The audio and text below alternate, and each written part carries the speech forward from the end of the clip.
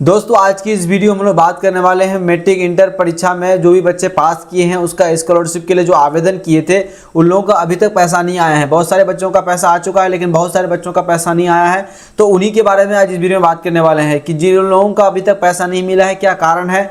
और बहुत सारे बच्चे मुझे मैसेज करके पूछते हैं कि सर मेरा पैसा नहीं आया, क्या कारण है वो भी बताइए। तो आज की इस वीडियो में मैं सारी जानकारी बताने वाला हूँ, सारी चीज़ें आपको बताने वाला हूँ कि आपका पैसा कब आएगा और आपका क्या प्रॉब्लम है, क्या समस्या, सारी चीज़ों को मैं आपको चेक करके भी बताने वाला हूँ। तो वीडियो को अंत तक देखिएगा और चैनल पे नए हैं तो सब्सक्राइब कर लीजिएगा। तो चलिए वीडियो को शुरू करते हैं।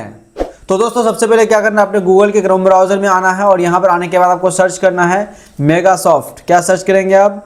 जब आप सर्च करेंगे मेगासॉफ्ट तो आपके सामने में कुछ इस प्रकार का इंटरफेस खुलेगा। तो जो पहला वाला वेबसाइट है मेगासॉफ्ट का, इस वाले वेबसाइट पे क्लिक करना है। जैसे ही क्लिक करेंगे ना तो आपके सामने में कुछ इस प्रकार का इंटरफेस खुल जाएगा। ये मेगासॉफ्ट का वेबसाइट है। यहाँ से मैट्रिक इंटर जो भी बच्चे स्कॉलरशिप या फिर ग्रेजुएशन का जो होते हैं स्कॉलरशिप पास कर, मतलब जो भी इंटर मैट्रिक ग्रेजुएशन पास करते हैं तो उन लोगों का स्कॉलरशिप का आवेदन यहीं से किया जाता है। तो यहाँ पर जब आएंगे तो यहाँ पर आपका एक है मुख्यमंत्री बालक प्रोत्साहन, 10th पास वालों के लिए एक अलग पोर्टल है और यहाँ पर है इंटर वालों के लिए एक पोर्टल है। तो मैं आपको जो पूरा प्रोसेस बताने वाला हूँ सेम रहने वाला सभी के लिए, लेकिन मैं इंटर का बता रहा हूँ और समझ मैट्रिक इंटर सबका सेम होने वाला है। तो चलिए यहाँ पर क्लिक कर दीजिएगा। मैं इंटर वालों पर क्लिक किया। अब जैसे ही क्लिक कीजिएगा ना तो यहाँ पर आपके सामने कुछ प्रकार का इंटरफेस खुल जाएगा। उसके बाद आप क्या करेंगे, उसके बाद यहाँ पर आएंगे स्टूडेंट वाले सेक्शन पर। स्टूडेंट वाले सेक्शन पर यहाँ पर आप जब क्लिक करेंगे तो यहाँ पर आपको 3 ऑप्शन दिखेगा, एक रजिस्ट्रेशन फॉर स्टूडेंट, एक है फाइनलाइज और एक है आपका एप्लीकेशन स्टेटस। तो सबसे पहले मैं एप्लीकेशन स्टेटस पर चेक करूंगा। आपने जो ऑनलाइन आवेदन किया था, अभी आपका ऑनलाइन आवेदन में क्या समस्या है या क्या क्या मतलब अभी ये प्रॉब्लम चल रहा है, वो सारी चीज़ें मैं आपको पहले स्टेटस चेक करके दिखा देता हूँ। तो सबसे पहले यहाँ क्या करेंगे, अपना रजिस्ट्रेशन नंबर डालेंगे, उसके बाद अपना डेट ऑफ बर्थ डालेंगे। तो चलिए मैं फटाफट से रजिस्ट्रेशन नंबर और डेट ऑफ बर्थ यहाँ पर डाल देता हूँ। दोस्तों रजिस्ट्रेशन नंबर और डेट ऑफ बर्थ डालने के बाद यहाँ पर गेट स्टेटस पर क्लिक करेंगे। जैसे ही क्लिक करेंगे थोड़ा वेट करेंगे, आपका रजिस्ट्रेशन मोबाइल नंबर पे ओटीपी जाएगा। आपका रजिस्टर्ड मोबाइल नंबर पर ओटीपी चले जाएगा। यहाँ पर ओके पर क्लिक करेंगे। आपका जो रजिस्टर्ड मोबाइल नंबर है उस पर ओटीपी क्या होगा, अपना ओटीपी मैं डाल देता हूँ। तो अपना ओटीपी डालने के बाद यहाँ पर वेरीफाई ओटीपी क्लिक करेंगे। तो वेरीफाई ओटीपी जैसे ही क्लिक करेंगे ना तो आपका जो है रजिस्ट्रेशन नंबर है, आपका जो डेट ऑफ बर्थ है वो वेरीफाई हो जाएगा। थोड़ा वेट करेंगे। आप यहाँ पर चेक कर पाएंगे कि आपका जो डिटेल है वो सारी चीज़ें डिटेल जो है खुल के आ जाएगा।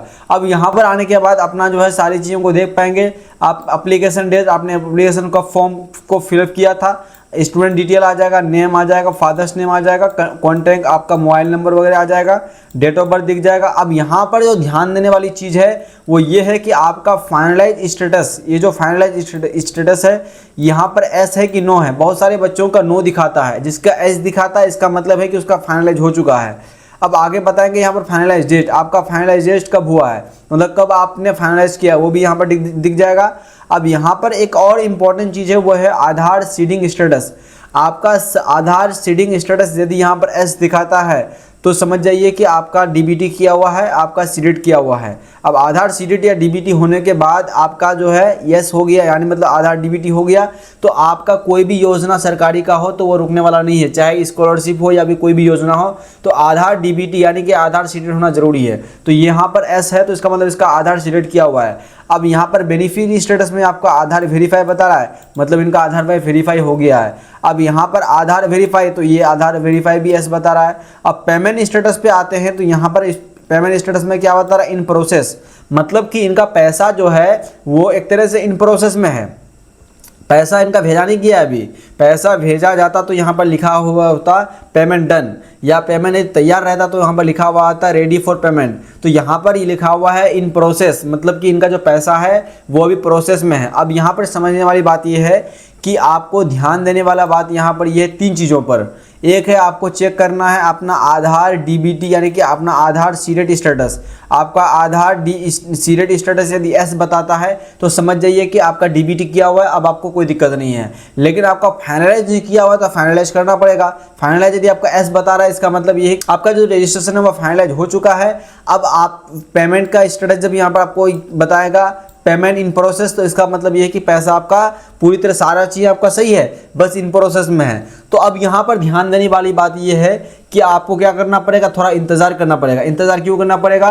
क्योंकि अभी इलेक्शन चल रहा है। इलेक्शन में आचार संहिता लागू होता है, आपको जैसे कि पता है, और आचार संहिता में किसी प्रकार का कोई योजना का पैसा नहीं आता है। अभी मैट्रिक और इंटर पास स्कॉलरशिप के लिए जो लोग भी आवेदन किए हुए हैं उनका सारा चीज़ वेरीफाइड है, तो वो लोग अभी जो है अपना थोड़ा सा इंतजार करेंगे। अब जिन लोगों का वेरीफाई नहीं बता रहा है, जैसे मैंने बोला आपको फाइनलाइजेशन नहीं बता रहा है, नो बता रहा है, किसी का आधार सीटेड नो बता रहा है, तो इन चीज़ों को आपको अभी सुधार करना है। अभी आप सुधार करने का अभी समय है। जिस टाइम पैसा आना शुरू होगा, यानी कि अब जैसे इलेक्शन बाद पैसा आना सबका शुरू हो जाएगा, तो आप उससे पहले सारा चीज़ों को काम करवा लीजिए।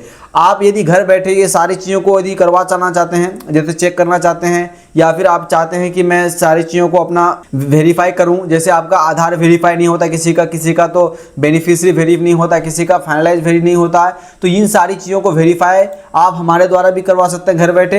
आप नीचे दिए गए नंबर पर संपर्क करके अपना सारा काम करवा सकते हैं। आपको वीडियो कैसा लगा कमेंट करके जरूर बताइएगा। और एक इंपॉर्टेंट बात यह है कि बहुत सारे लोग वीडियो को देखते हैं लेकिन सब्सक्राइब नहीं करते चैनल को, तो चैनल को भी सब्सक्राइब कर लीजिए, क्योंकि आपको इसी तरह के अपडेट जो है ना लगातार मिलता रहे। तो मिलते हैं अगले वीडियो में, तब तक के लिए जय हिंद।